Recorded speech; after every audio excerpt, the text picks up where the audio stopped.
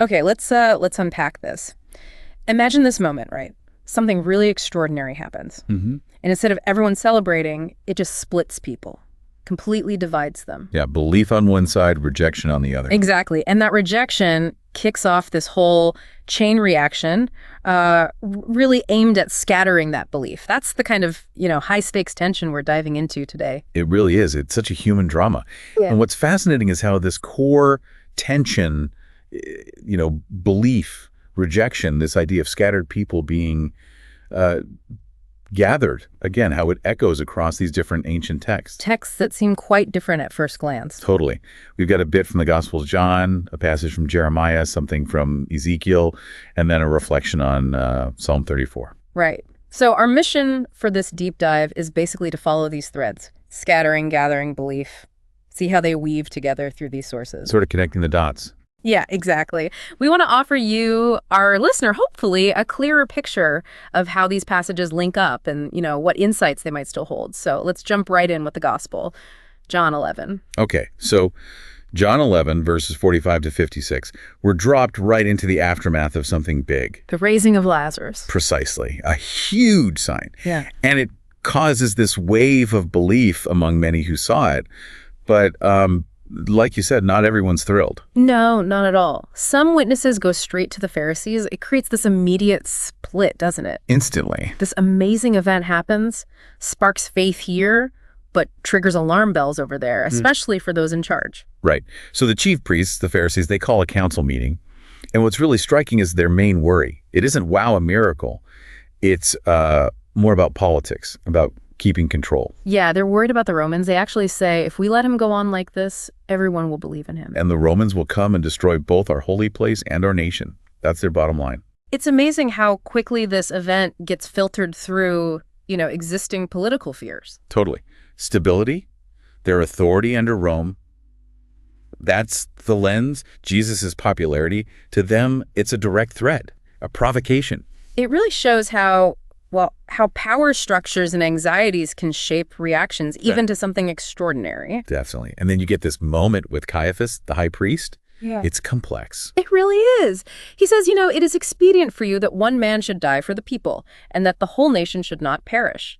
Sounds purely like, I don't know, cynical fun. Pragmatic calculation, yeah, a cold one. But then the gospel writer adds this other layer. It says Caiaphas didn't just say that, he prophesied Right. that Jesus should die for the nation.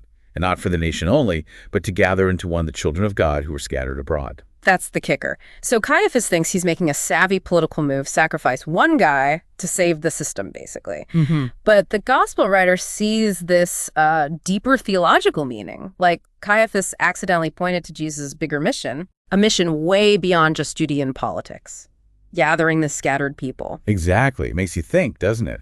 How our actions can sometimes mean more than we intend or understand at the time. For sure. So anyway, driven by these fears, the council decides they're going to plot Jesus' death. That's the decision. And Jesus, in response, he pulls back, withdraws for a bit. Lies low. And then the story builds this, anticipation for the upcoming Passover feast.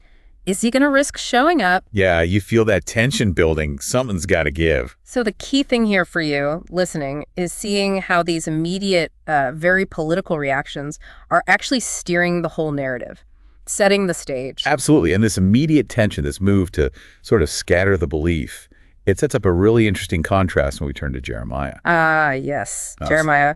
This prophecy speaks right to that scattering idea, but from a totally different angle. It's about hope. Eventual restoration. Right. It says, he who scattered Israel will gather him and will keep him as a shepherd keeps his flock. It's almost like a direct answer, isn't it, to the council's plan to scatter Jesus and his followers. It really feels that way.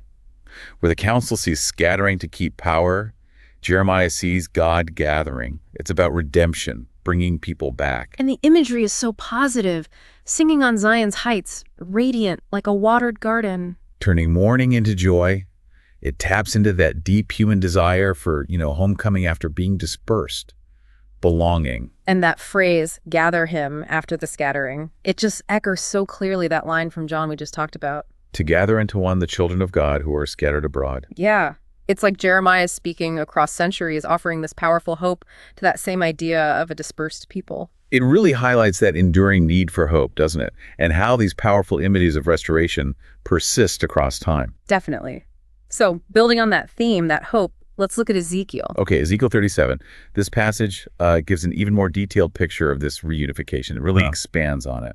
Ezekiel's very specific, isn't he? God says, "Behold, I will take the sons of Israel from the nations, gather them from all sides, bring them to their own land." And make them one nation.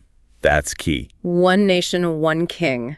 No more division. Exactly. One king shall be king over them all, and they shall be no longer two nations and no longer divided. It really picks up on that unity theme hinted at in the gospel, but blows it up onto this huge, national, even spiritual scale. Suggests true restoration isn't just about geography. It's about like a shared identity, a unified purpose. And it's not just political unity either, is it? No, there's a big spiritual element. Cleansing from idols, from past mistakes, becoming God's people again, a fresh start. Yes, that spiritual cleansing is central. I will save them, cleanse them, and they shall be my people, and I will be their God. It's like healing the spiritual reasons for the scattering in the first place. And it's meant to last. Dwelling in the land forever, this everlasting covenant of peace, God's sanctuary right there with them. It's a picture of, well, complete harmony. Total reconciliation. And notice the one shepherd image again. Yeah. My servant David shall be king over them, and they shall all have one shepherd. It connects right back to that shepherd imagery in Jeremiah. Reinforces that idea of unified care and leadership for the gathered people. So for our listener, Ezekiel really paints this ultimate vision, doesn't he? A complete reunification. Political, spiritual, the whole package. Right. Now, how do we bring these big, sweeping, historical and prophetic ideas down to a more personal level? That's where the reflection on Psalm 34 comes in. Psalm 34, verse 18. "The Lord is close to the brokenhearted and saves those who are crushed in spirit." That hits differently after hearing the other passages. It does. And the reflection connects it right back to the emotional reality in the gospel story. Think about those who believed in Jesus. Watching the opposition rise, the plot against him, they must have felt, well, brokenhearted, crushed maybe. Hope mixed with fear, yeah. And the reflection really points out that contrast again, belief versus rejection. How fear, how pride can be these massive barriers. Preventing people from seeing or accepting something potentially profound. And then it highlights Jesus's choice. His deliberate walk towards the passion, seeing it as the path to salvation. Underscores the personal cost, but also the redemptive goal behind it all. Exactly. It reminds us these aren't just like abstract ideas. These events had real human weight. And the reflection pushes us, the listeners, doesn't it? To look at our own hearts, to be open to faith, to trust, even when it's hard. Making it relevant now. It's not just history. Yeah. And that prayer in the reflection, asking for recognition, courage, trust, a faithful heart. It feels like such a human response to everything we've been talking about. Belief, rejection, needing strength when things get tough. And that question at the end is pretty direct. It is. Yeah. Who in your life needs to see your faith in Jesus, even when it's unpopular or difficult to show? Wow. Yeah, that takes these big themes and puts them right into our daily lives, our relationships. A real point to think about. So this reflection really brings home that personal spiritual side, the courage needed to live out what you believe, especially when it faces opposition. Okay, so if we kind of pull all these threads together now. Yeah, let's emphasize. We start with the gospel, that tension, that division. Belief met by rejection. That's the spark. The catalyst. Yeah. Then Jeremiah and Ezekiel come in and they sort of zoom out, give this long-term vision. Scattering, yes, but followed by this incredible gathering. Restoration. A much bigger perspective than the immediate conflict. Definitely. And then the psalm reflection brings it right back down to the personal, the emotional. How do we relate to all this? How do we respond? And those core themes just keep popping up. Over and over. Scattering, dispersion, then gathering, unity. Belief versus rejection, and the meaning and consequences of it all. It's a really rich tapestry woven from these different sources. It really is. And it makes you think how relevant these ancient questions still are. Totally. Community, identity, what it means to believe. These things haven't gone away. Not at all. They're still very much alive in our world, in our own lives. Absolutely. Which leads to maybe one last thought for you, our listener, to mull over. Something kind of building on all this, but not explicitly in the texts we looked at. Thinking about all these different takes on unity and division, what does belonging actually mean to you, in the different groups or communities you're part of? That's a good question. Yeah, and maybe how do you navigate those times when different beliefs or even rejection cause splits? And what role do you find yourself playing, consciously or maybe unconsciously, in either, bridging those gaps or perhaps even contributing to the separation around you? Wow. Yeah, that's something to really sit with. How do our own actions play into these dynamics of gathering or scattering in our own circle? Exactly. Just something to explore in your own journey. Profound themes indeed. Hopefully this deep dive has given folks some valuable insights to carry with them as they continue thinking about it all.